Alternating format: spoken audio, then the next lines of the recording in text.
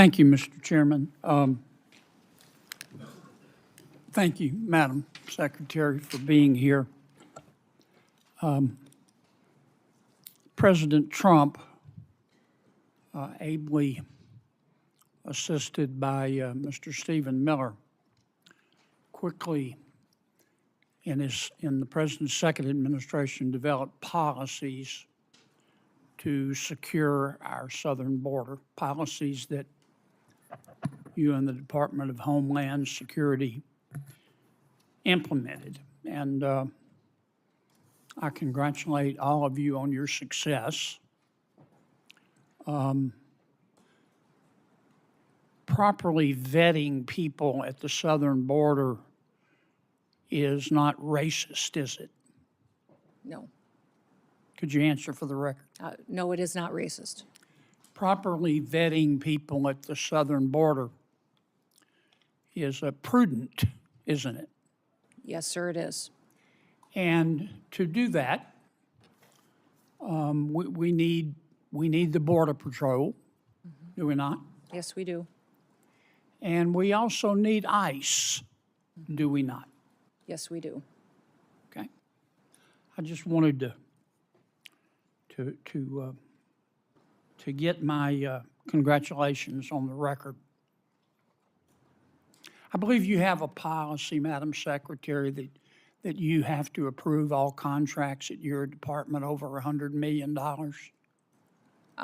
No, sir, I have a policy in place that I review contracts. My deputy chiefs have the ability to review anything under $5 million. Above that, I evaluate and look at. Okay. And you do that, I understand, to try to curb waste and abuse of taxpayer money. Is that right? Yes, sir. In fact, it's been extremely effective. We've saved the taxpayers over $13.2 billion just by evaluating contracts, negotiating lower ones, and canceling ones that aren't necessary to do our duties.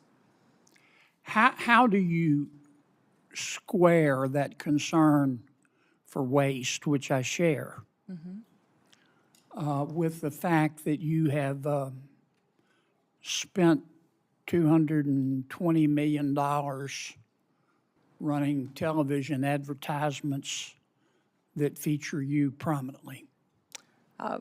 Sir, the president tasked me with getting the message out to the country and to other countries where we were seeing the invasion come from, with putting commercials out that told them that if they were in this country illegally, that they needed to leave, or we would detain them and remove them, and they'd not get the chance to come back to America the right way.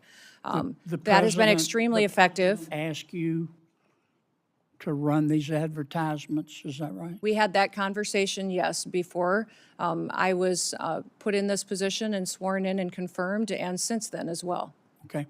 Did you bid out those service contracts? Yes, they did. They went out to a competitive bid, and career officials at the department chose who would do those advertising commercials. And the people that you ended up picking were people who had formerly done your political work back in South Dakota, is that right? No, that's not correct, sir. I think it is. No, it's not, sir. The individuals who, I believe the careers who they chose were two different media firms. There's been conversation about their subcontractors, but we have no legal authority to look into subcontractors on work like that. Okay. And you're saying that you're testifying that President Trump approved this ahead of time. Is that my understanding? In a tense congressional hearing, lawmakers questioned a top government official about spending decisions and immigration policy enforcement.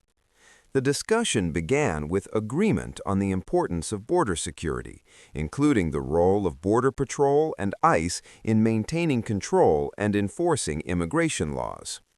But the tone quickly shifted when the conversation turned to government spending. The official explained that a policy is in place to carefully review contracts, especially those worth millions of dollars, to prevent waste and protect taxpayer money. According to the official, this effort has already saved over $13 billion by canceling unnecessary contracts and negotiating better deals. However, lawmakers raised concerns about a separate expense, $220 million spent on television advertisements. These ads were designed to send a strong message both within the country and abroad, warning that individuals in the U.S. illegally would face detention and removal. The official defended the campaign, stating it was effective and carried out under proper legal procedures, including competitive bidding. They also said the decision was discussed with and approved by the president. Still, skepticism remained. Some lawmakers questioned whether the contracts were truly competitive and raised concerns about possible connections between contractors and past political ties. The official denied any personal involvement in selecting those contractors and emphasized that career officials handled the process. The conversation also touched on controversial public statements made after a violent incident, where initial comments suggested possible domestic terrorism. The official clarified that those statements were based on early chaotic information and were later reassessed. Finally, there was a dispute over whether blame had been placed on a White House advisor. The official strongly denied making such claims, saying reports suggesting that came from anonymous sources and were not accurate. Here's the bottom line. This hearing was about trust and accountability. On one side, officials say they're saving billions and protecting the country. On the other, lawmakers are questioning how money is being spent and whether everything is being fairly and We had conversations transparently. about making sure that It's we a were telling reminder people. that in No, ma'am. government, I'm asking, every decision, sorry to especially interrupt, involving taxpayer money, President is approved closely ahead of watched time and you often spending challenged. $220 Stay informed, million stay sharp, and we'll running keep bringing TV you ads the across truth, the country uncensored. in which you are featured prominently. The Yes, sir. We president- went through the legal processes, did it Did the correctly, president worked know with you were gonna do OMB. this? Yes, He did? yes. Okay. And one thing, Senator, I think would be helpful to know is how effective that communications has been. That Well, they were overwhelmingly. effective in your name recognition. I mean, I personally just, I mean, to me, it puts the president in a terribly awkward spot. And and I'm not saying you're not telling the truth. It's just hard for me to believe, knowing the president, as I do, that you said, Mr. President, here's some ads I've cut, and I'm going to spend $220 million running them, that he would have agreed to that. I don't think Russ Vogt at OMB would have agreed to that. It's something we have to defend. I'm on the Appropriations Committee. My research shows that you did not bid them out, that you pick, in fact, one of the people you picked, the strategy group, Safe America Media was a company formed 11 days before you picked them, and that the strategy group got most of the money, and the head of that is married to your former spokesperson. Look, we all have friends who are qualified. I'm not quibbling with that. It troubles me. A fifth to a quarter of $1 billion of taxpayer money when we're scratching for every penny and we're fighting over rescission packages. I just can't agree with, Madam Secretary. Are you still running those ads? No, Senator, I did not have anything to do with picking those contractors. No politicals at the Department of Homeland Security did. I understand. Are you Career still running officials those followed the ads? competitive bid process for Are you that. still running Everything those was. ads? I think the ads are due to end here in March, I think within a week or So two. they I'm are not sure of the still running? update. The one that is running is focusing on angel families. Have you seen that? It is the one that's talking about this is our why. This is why we work every day, Okay. is for the angel I've gotta families move and their on. victims that need to. After the two killings in Minneapolis, and I think there's a lot of video on them, Madam Secretary. I think people can see the video and draw their own conclusions. Are you you and your department conducting an investigation of those? Sir, the investigation is being led by the FBI. HSI was involved. In fact, our HSI agents on the ground. I'm sorry to cut you off, but I got so little time.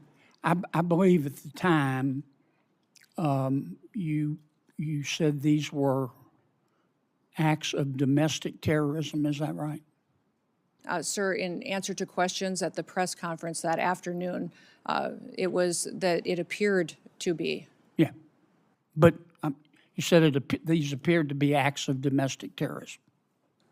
And as I've said previously in this hearing, But is that first, Madam Secretary, did you say we're that? getting I think it's been information from widely a chaotic reported. scene on the Did you say ground that? and relaying information to the American people. Okay. Now, again, those videos are public. People can draw their own conclusions. I think it'd be safe to say you got some pushback on that. Would that be fair? Yes, sir.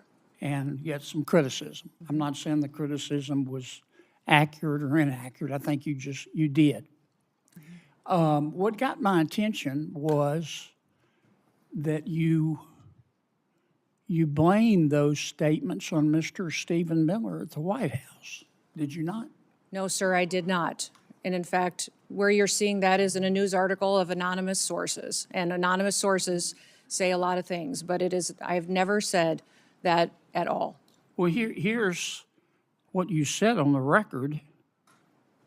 I'm going to read your words. Quote, "Everything I've done at the direction of the president and Stephen."